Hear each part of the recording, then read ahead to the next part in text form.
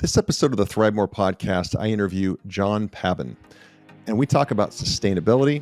We talk about climate change. We talk about what companies are doing well, what companies are not doing so well.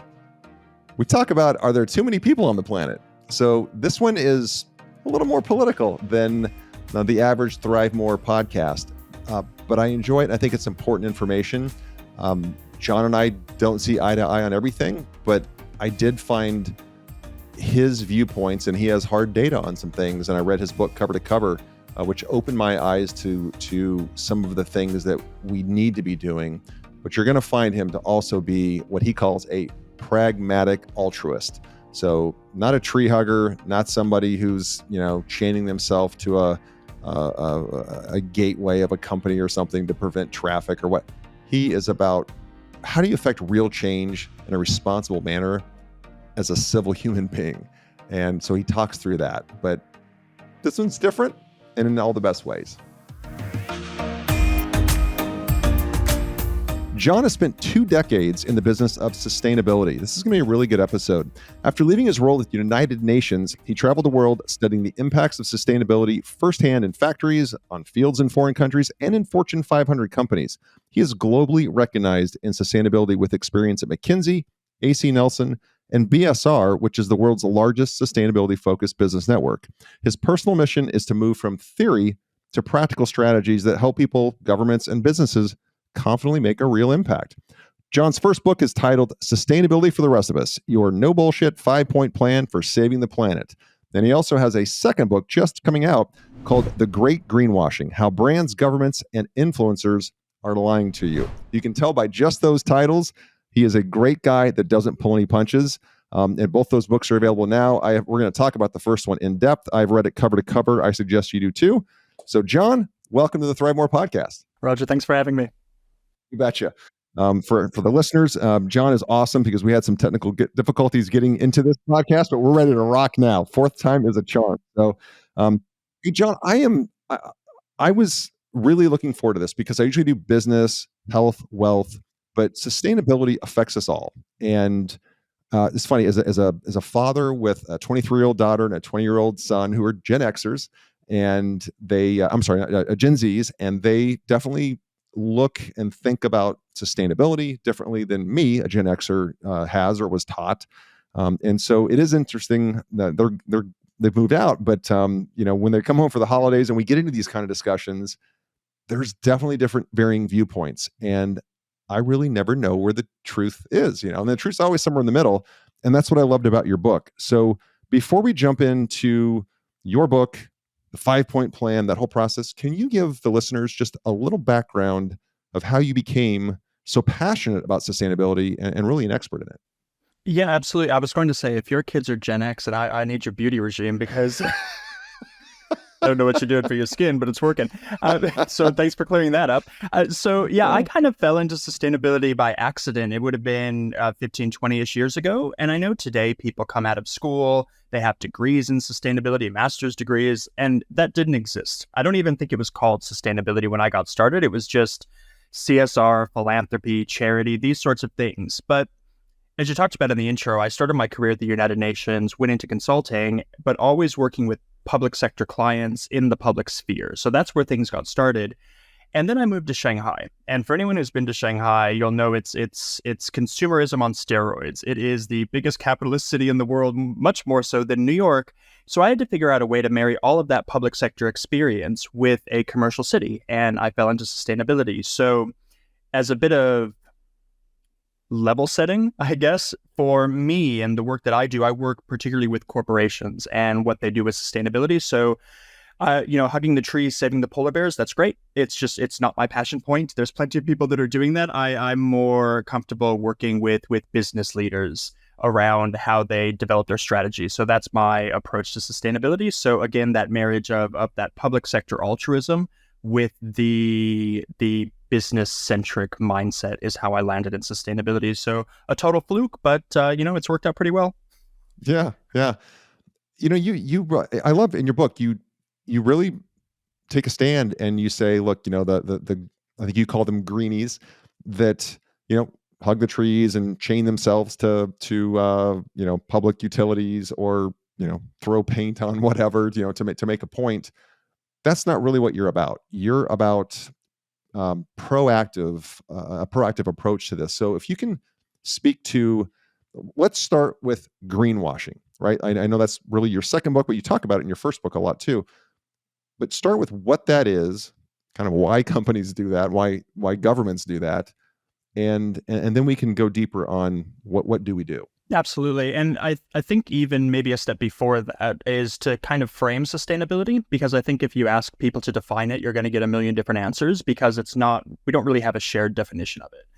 And for me and for most people in the profession, that sounds so bougie, in the profession, I don't think we actually have that, sustainability really is a catch-all term. So it's anything that is working to build a better future for the planet or for people. So that could be environment, the green side, and that gets the majority of the PR and the marketing and the attention. But that's just one small part. There's also an entire element of social stuff. So human rights, labor rights, animal rights, these sorts of things. Then there's the really boring governance side of things. So how governments and corporations are being monitored, transparency, marketing, communications, all that sort of stuff.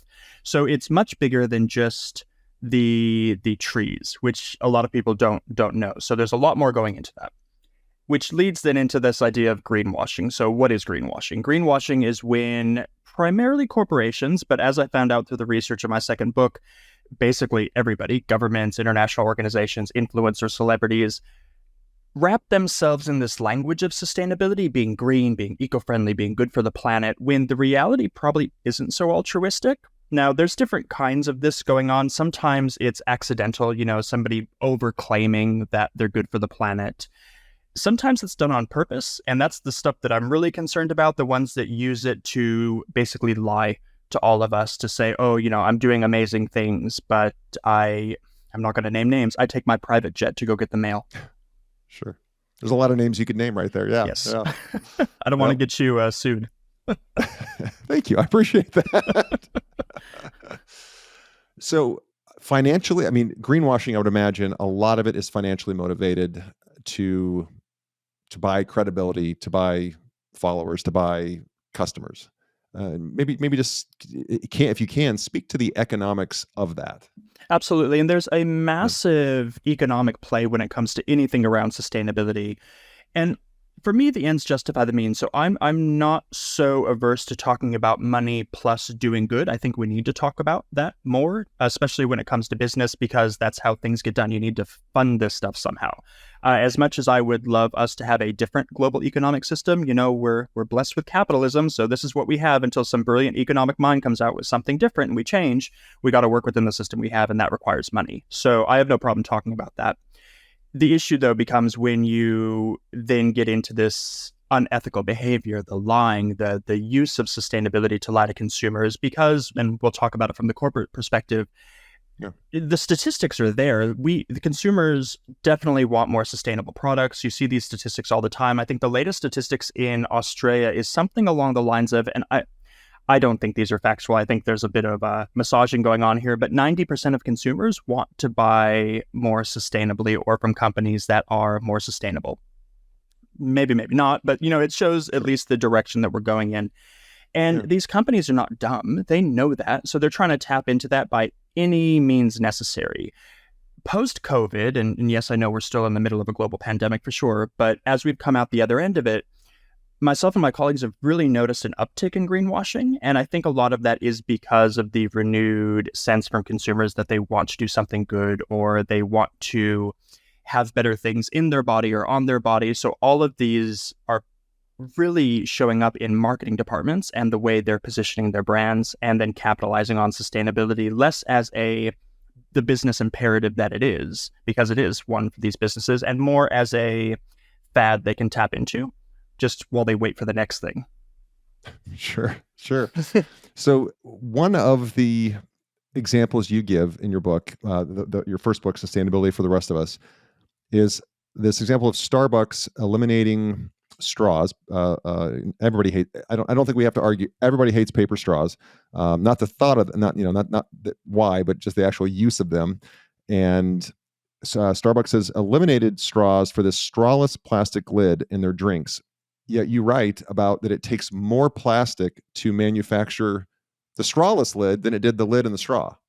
But yet they were, they were heralded as making, great positive change.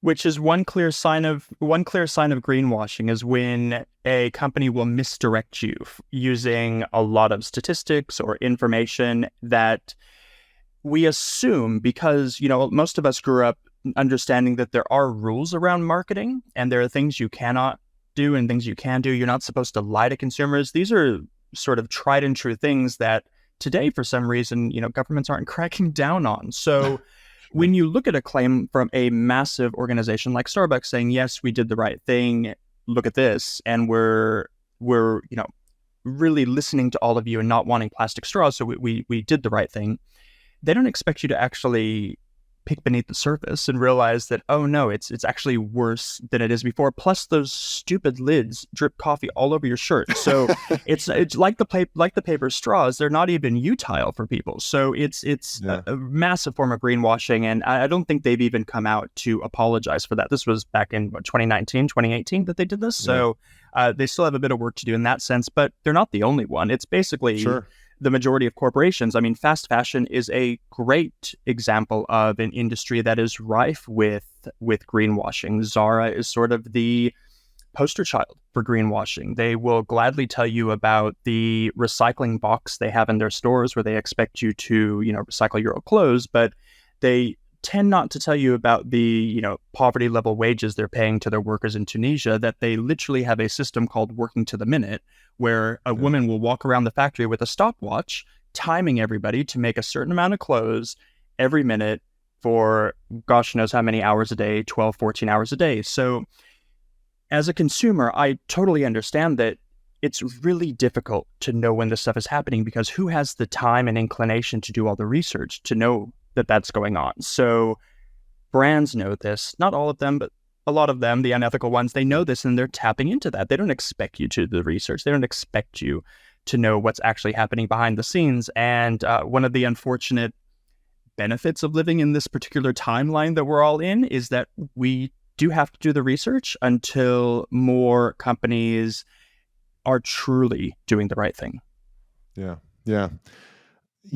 One thing that in our own home, because I just watched this happen on Sunday. I was finishing your book, and my wife is over the sink, coincidentally, like scrubbing and rinsing out an empty peanut butter jar, so that she can put it in the recyclables. And I said, I'm not sure if that's actually going to stay in the recyclables when the county collects this, based on what I just read, Lisa, my wife. She said, well, I feel good doing this. And I said, you can feel good about it, but I think you're wasting your time. So talk about that, because I've always wondered, like, we're separating our trash, we're trying to do all the right things because it makes us feel good. But from everything I've read and just some of the lay press, all of it gets put into a giant bin anyway. And so as a consumer, we feel good. As a resident of the city, we feel good, but we haven't really done a damn thing. Can you speak to that and what's happening actually? Absolutely. And I want to preface everything I'm about to say with, I don't want people to stop the things that they're doing. Recycling is a great example because it's taken a long time for us to now make it part of our everyday habits to separate things. And, governments around the world have done a lot of work to get people to change their behavior. So I don't want anybody to stop because it is making an impact. The issue I take with anything that we do, and I talk about this in the Great Greenwashing, the second book, where I turn the mirror on people and say, hey, are you greenwashing too?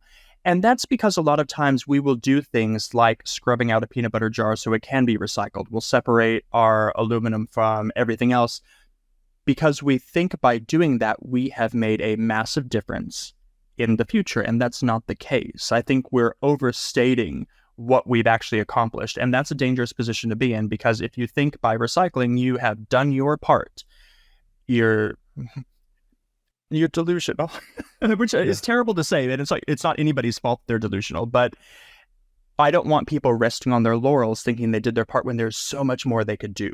And so I advocate very much for finding that thing that you're most passionate about, when it comes to trying to save the earth. So it might be recycling. That might be your passion point. It could be, reading to the elderly. It could be adopting a pet, all these sorts of things. But find the thing you're passionate about and be kind of tunnel visioned on that, I think is really important. I think for those of us who do care, we try to do everything, right? We try to do all this stuff. And as with anybody who's in business, you understand that if you try to do everything, you're going to accomplish nothing and it's going to lead to burnout. So pick that lane that you're passionate about, that you maybe have a special skill in, or as we talked about a little while ago, if you have the means and the money that you can donate to, because money is important, and focus on that, knowing that there are billions of other people around the world that are picking up where maybe you can't. So I feel that was a bit of a tangent from the recycling point, but it's certainly something that I don't want people to stop doing, but also I want people to just think a bit more critically.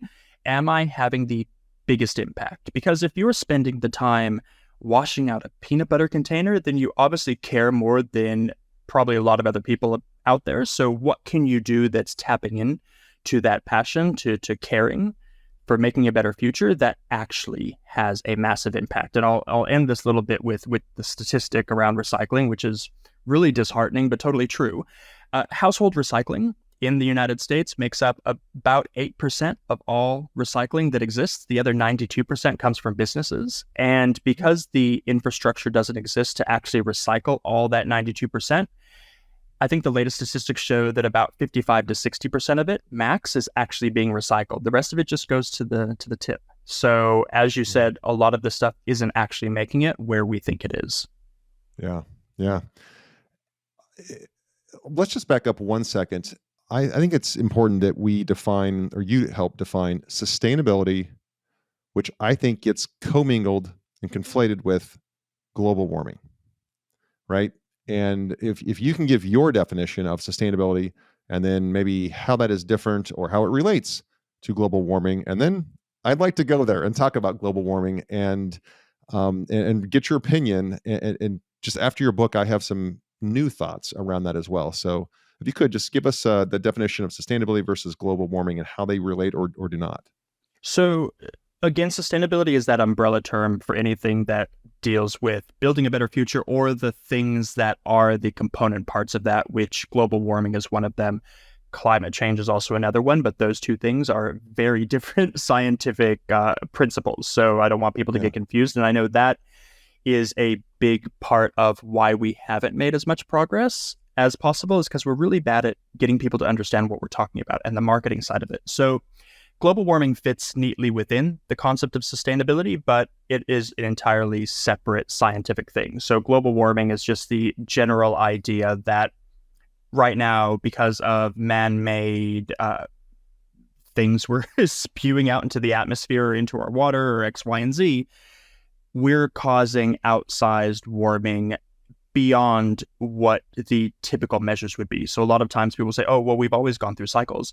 And yeah, we've always gone through cycles. And again, this is even bleeding a bit into climate change, so I don't want to confuse people. We'll keep it quite simple. But global warming fits within sustainability. Global warming is one of the scientific principles and one of the reasons why we should live a more sustainable life, because if we continue to warm the planet, I think the latest statistics show something around more than 2 degrees centigrade over the next century, which is dangerous. We end up reaching tipping points where we can't claw back from.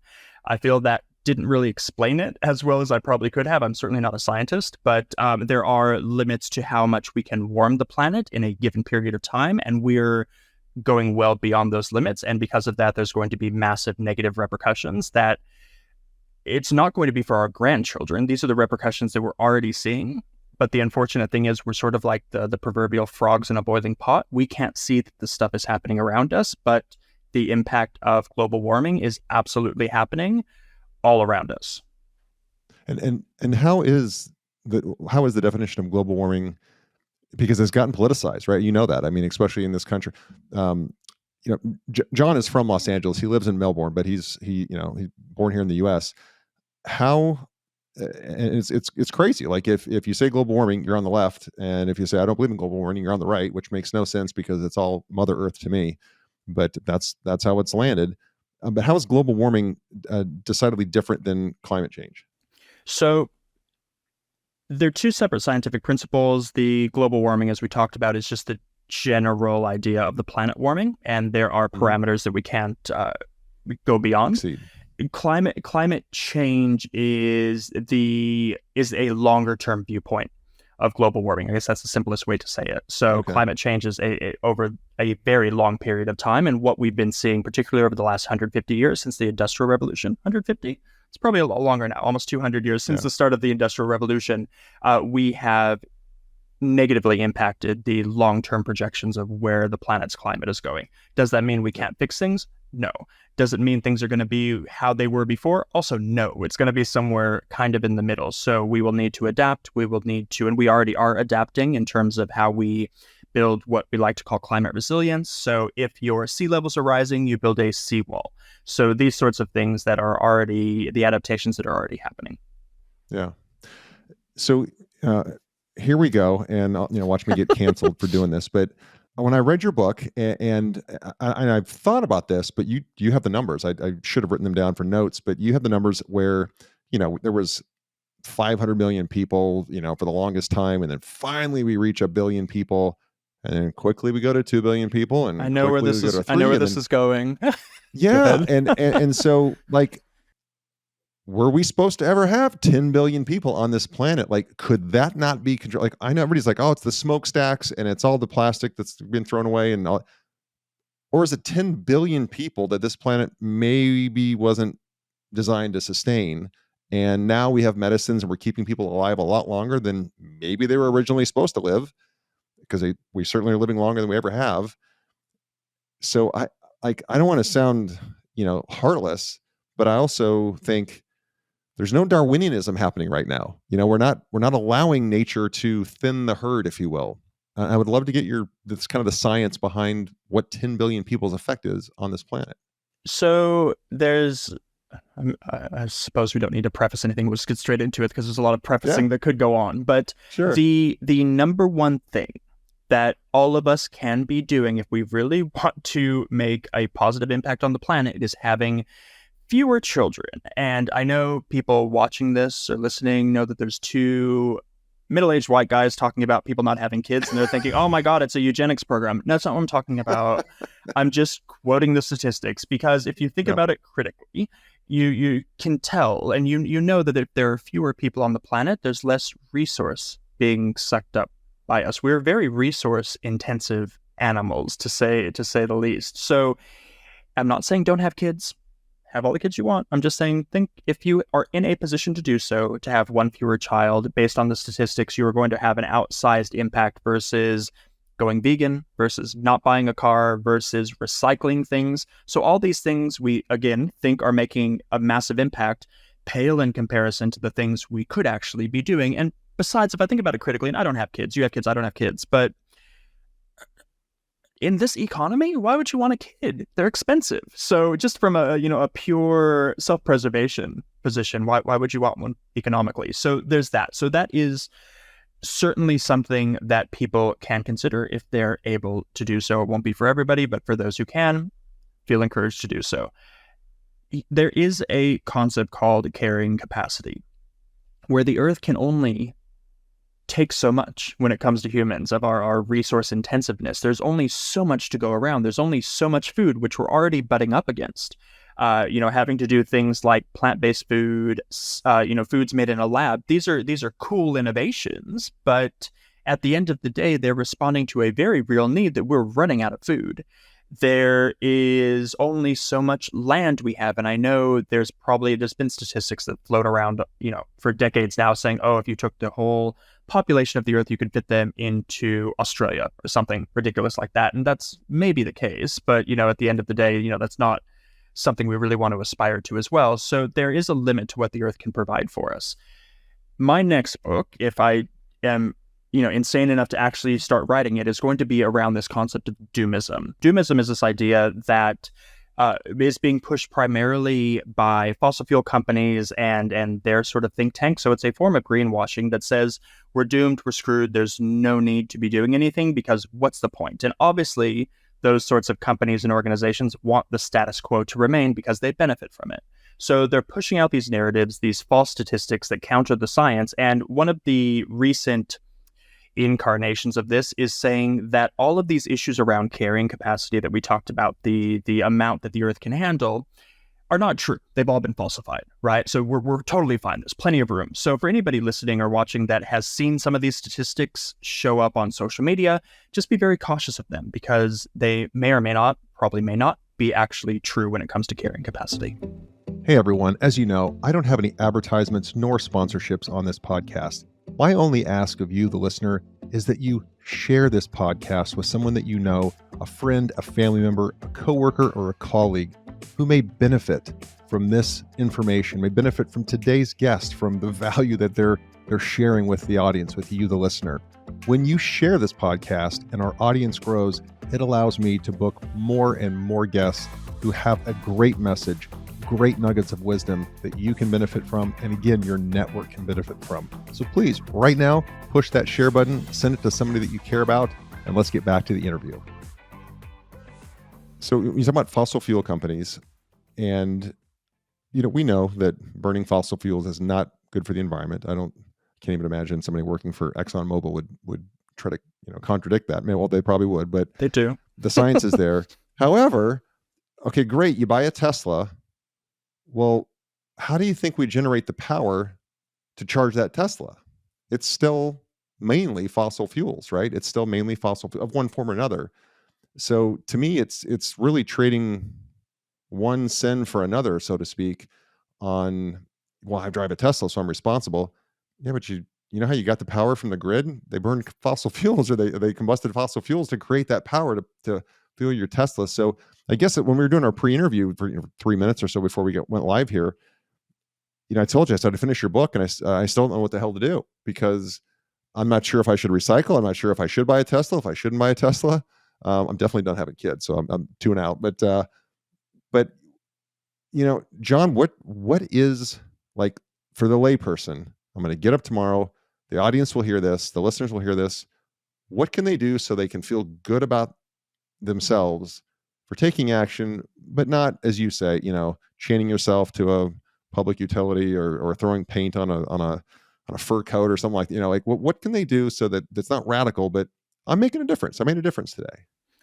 The first thing to remember, and I want everybody to hear this very clearly, there is no such thing as a perfect environmentalist. So there is no reason to hold yourself to needing to do it all, which we talked about already, and being perfect in it, because it's not going to happen. You're just going to stress yourself out. So don't fall into that kind of mindset. And the second thing, and this is how I approach all of my work, or when I discuss sustainability, is I approach it from this idea that we're moving the needle in the right direction. We're not trying to, anything that we do is very long-term when it comes to sustainability. It's not flipping a switch, although a lot of people in the activist community would wish that it is. That's not the case. These things take iterations, and it's going to take time. And yes, I know we don't have time. I get that, because I can hear people screaming already, but we need to look at this from a very measured approach, and are we moving the needle in the right direction? Your example around electric vehicles is a good one. So 10, 15 years ago, there were pretty much no electric vehicles, although companies have been talking about it, governments have been talking about it forever. I'm from Southern California, and I remember as a kid, they said, by 1987, all cars are going to be electric. That obviously didn't happen. So what did happen, though, is Tesla was a first mover when it came to getting them onto the market, and all of a sudden, all the other companies started to catch up, because now I think Toyota was the last big holdout. Every major car company has at least some sort of electric vehicle in their fleet, which is a great thing. So we have moved the needle in the right direction. Are electric vehicles perfect? They're awful things. They are resource intensive. The issues around rare earth minerals, particularly mining in Africa, bring up a whole slew of social issues. So absolutely. But are electric vehicles, by and large, better than a traditional combustion engine car? Yes, they are. So we've moved the needle in the right direction. And what happens, at least in this instance around electric vehicles, is now, and I don't work directly with car companies, but I have conversations with people in those companies. Those companies are now looking at, okay, if we all have an electric vehicle, that no longer is a differentiator. What can we do next? So what can we do to make an even cleaner, greener car? So that becomes the research and development, the innovation that needs to happen. If they were still competing on, oh, we have a cool electric vehicle, then that innovation wouldn't happen. But now, since, again, it's not a differentiator, they need to think. And there are even some car companies, major global established car companies, saying, okay, but what if we get rid of cars altogether? Which is really fascinating. So these are the sorts of innovations and thinking that's actually happening. And I know we look at it on the surface and go, oh, polluting car companies. But if you look at it from the perspective of moving the needle in the right direction, everything changes, because you can then see a more positive movement of everything happening versus getting caught in the doomism of going, oh, it's not perfect, we're screwed. When in reality, that's not the case. There's lots of amazing things happening. We just have to be able to appreciate them when we see them. Yeah. Yeah. You outline a 5-point plan in sustainability for the rest of us.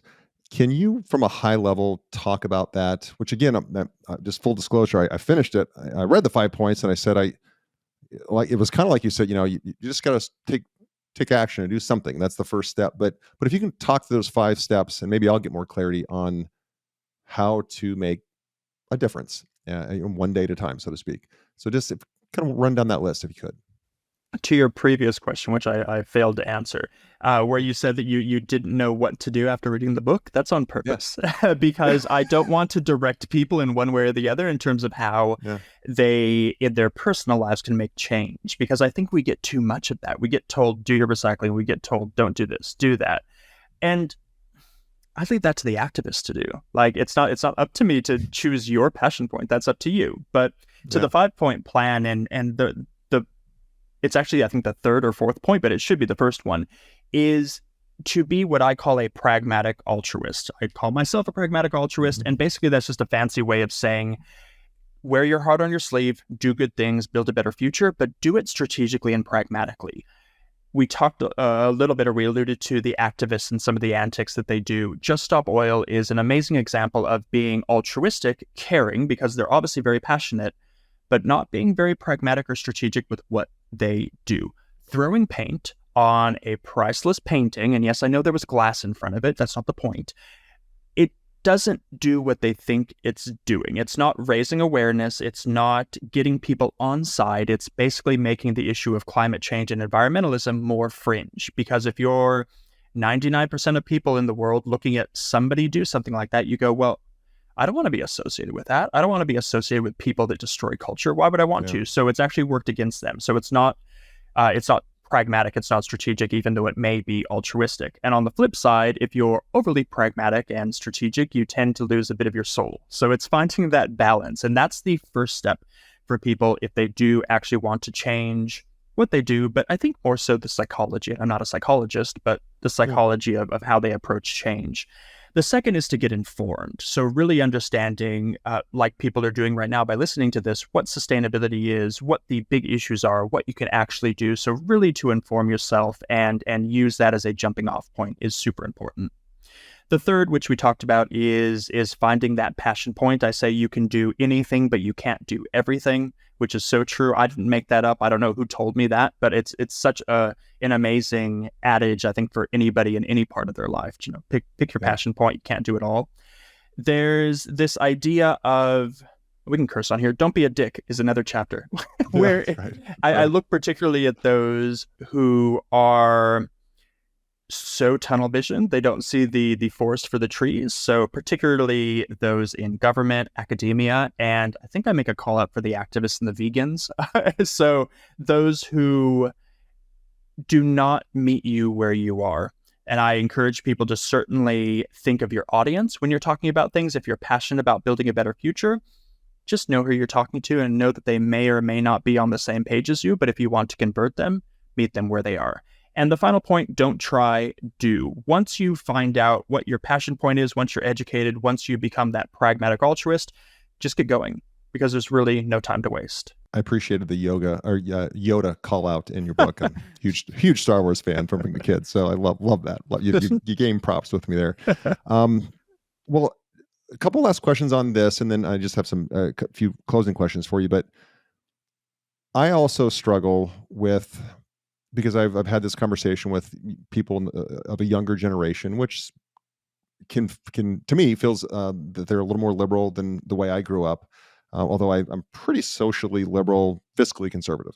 But when we talk about no fossil fuel, when people talk about no fossil fuels and no oil, stop oil, from again what I've read, what I've listened to, what I've watched is if we were to okay, let's dramatically decrease fossil fuel usage, don't we kind of screw the third world, they're not the developing nations now, because they don't have power grids, they don't have electricity where I flip on the switch, I still don't know how the hell the light comes on, but it always does. And it's easy, I think, to sit at, especially people with the private jets that are saying stop oil, but it's easy to say that when you're living in the comfort of the most developed nation in the world. Kind of hard when you're in a developing country that's just starting to get their feet underneath them, and then we say, yeah, but you can't use any of those cars and burn any of that fuel or use coal. Or I would love to know that someone, again, from a very educated standpoint, who is doing this for a living, how do you answer that question where, yeah, it's easy sitting in your mansion to say, yeah, I'll stop all that, not so much when you live in a dirt hut. There are two big concepts which are kind of, I'm not going to say on the forefront of sustainability because they're things we have talked about for decades, but we're just now beginning to talk about them a bit more publicly with people. So the first is this idea of, it's a big word, so hold on, intersectionality. And I literally wrote it down because every time I bring it up, I forget what it is. So intersectionality is this idea that it goes in a lot of social circles, but for the purposes of our conversation around sustainability, climate change, the impacts of global warming will impact different people in different ways. And because of that, the response required is going to be different. We cannot expect somebody in the developing world in, I don't know, a small village in Bangladesh to be having and be required to have as much of a positive impact on the earth as somebody sitting in a high rise in New York. A, it's not fair. B, it's not realistic. So intersectionality, we need to take into account what we expect from people based on, again, where they are in the world and their stage of development. This is a massive issue at big UN meetings like the big COP meetings, the climate meetings that happen every year, because the developing countries are saying, hey, not our fault. Why are we paying for it? And the developed countries are saying, oh, we made money off of you already. We don't need to worry about this stuff. So it is not just a conversation the two of us are having. It's happening at the international level and has been so for many, many years. It wasn't the most recent COP. It was the one in Egypt last year. They finally developed what's called a loss and damage fund, which is basically the developed countries saying, we'll pay for the things we did to you guys. Sorry. And that's as far as it's got, which is a move in the right direction, but it shows the level of intersectionality required when it comes to things like building a better future. The stuff we're doing is so hyper nuanced, which goes back to this idea of flipping a switch. It's just impossible because there are so many layers of complexity to this. The second idea is what's called a just transition. So just meaning equitable transition. If we look at things like, we'll use the example of fossil fuels in an oil company.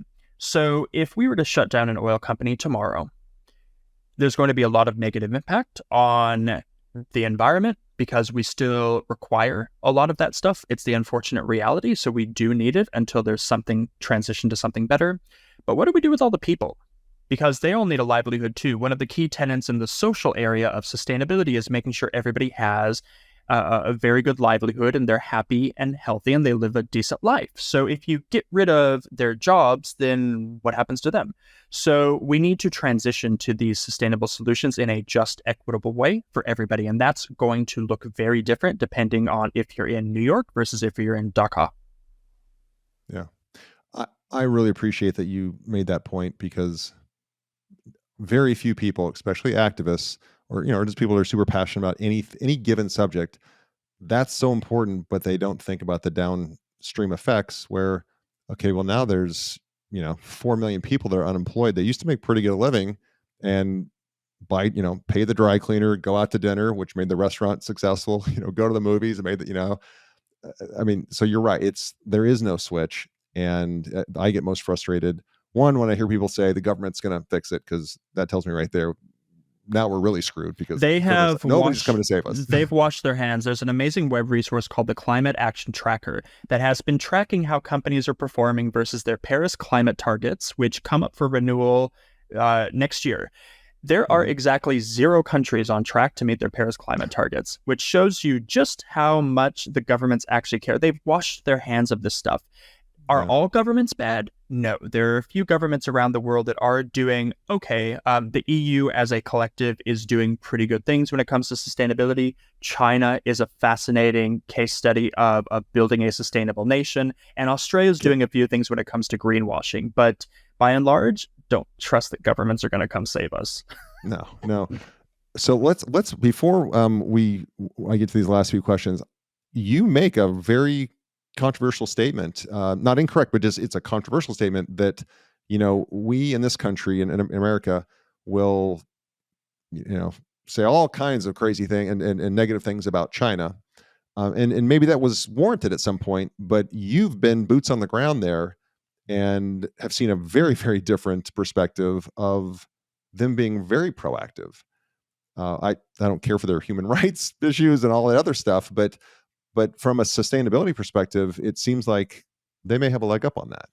The environmental sustainability side, absolutely. The social side, human rights included, labor, just human rights are problematic. Yeah. Their labor rights are amazing, particularly when it comes to the factory work and all this sort of stuff, because the government, because of its nature, it's a command and control economy, they can do things like that. So they can say, do it. And if it's the right thing, it gets fast-tracked. So they're investing more money into green technologies and innovation than every year than the entire EU combined.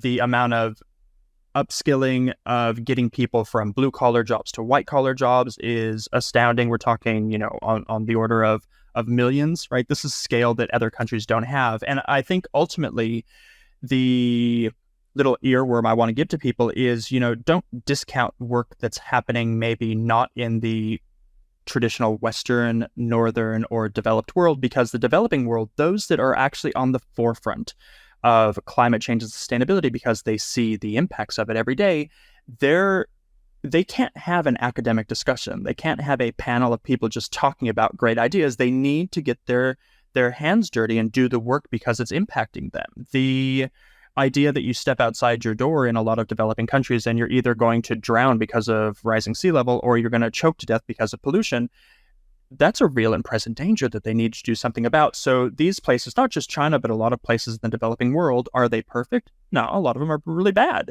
But they do present interesting case studies of innovations that other parts of the world can potentially look at and adopt. Because we are all on the same rock. I used to live in Southern California as well. After college, I moved there for a job, and I lived in Orange County, Santa Ana, Tustin, Irvine, and I vividly remember this is early '90s, mid '90s. I mean, it would be brown. Just you couldn't even see the mountains. Yep. You couldn't see the Santa Anas. Brown. And I got to tell you, when I go back, that's 30 years ago. When I go back now, I don't see that. I can see the mountains most days, if not all days, when I go there on business. And it tells me they've done something right. I mean, California, I think, the most beautiful state in the nation, and also probably the craziest. But it has so much to offer, right?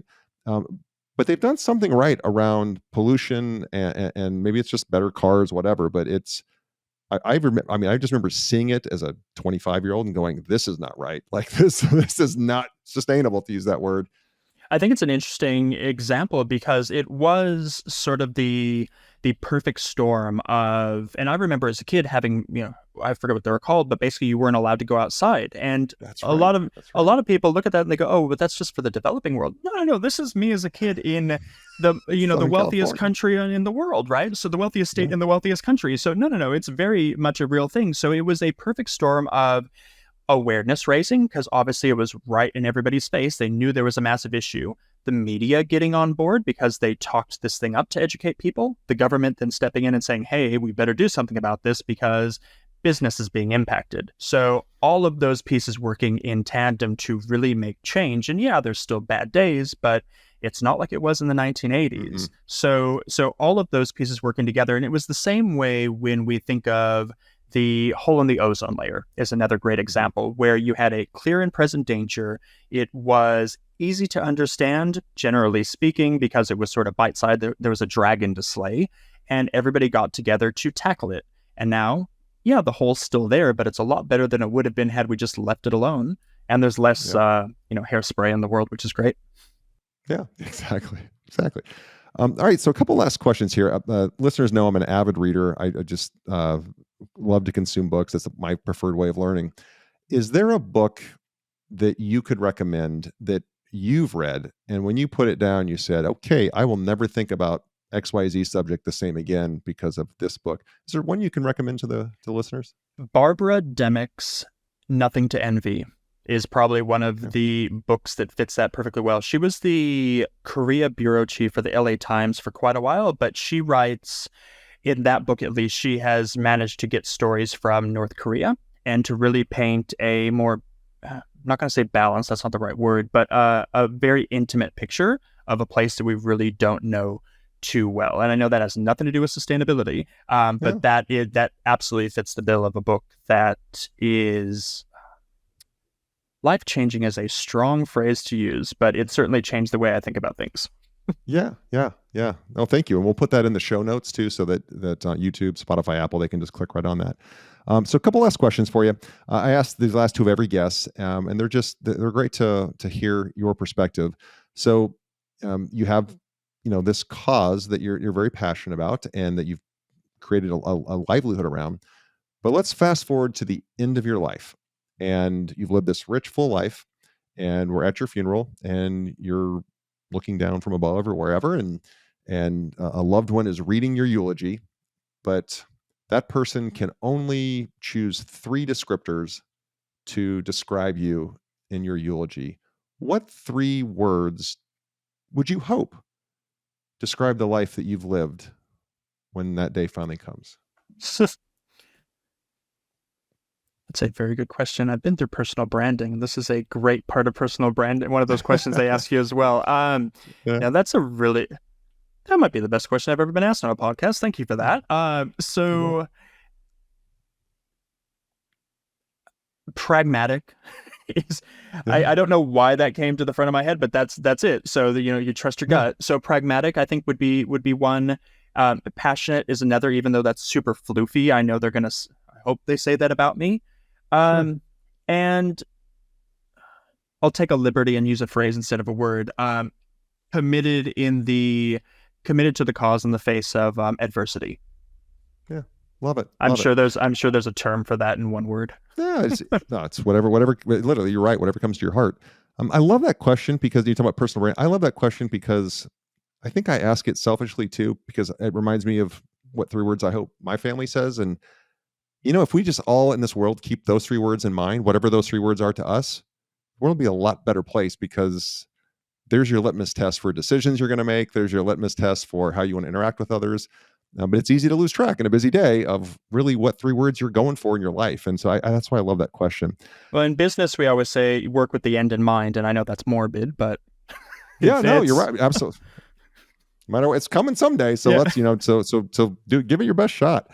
And then last, John, if you could wave a magic wand, and this may be a loaded question based on our interview, but if you could wave a magic wand and make one material change to the world so that when we wake up tomorrow morning, the world is different according to John, how? Oh, I had 2, but I'm going to pick the obvious one. I would get rid of the fossil fuel companies. I know, as we talked about, it's so nuanced and there's a lot of tack-ons to that. But if there was a way to wave that magic wand, it's a magic wand. It's a magic wand. Yeah, I can do whatever I want. So to do that without having a negative impact on everything going on now, then yeah, I would do that. Love it. Appreciate it. I have thoroughly enjoyed this. This is great. Thank you. And just a real conversation. And that's what we talked about when we first started. Let's just have a real conversation about this. And this is different than a lot of the, usually it's on business and other things, self-help. I think this is an important topic, and it's a confusing topic for a lot of people, including me. So this was great to unpack a lot of that stuff. Absolutely. Again, John has this book available right now, which is Sustainability for the Rest of Us.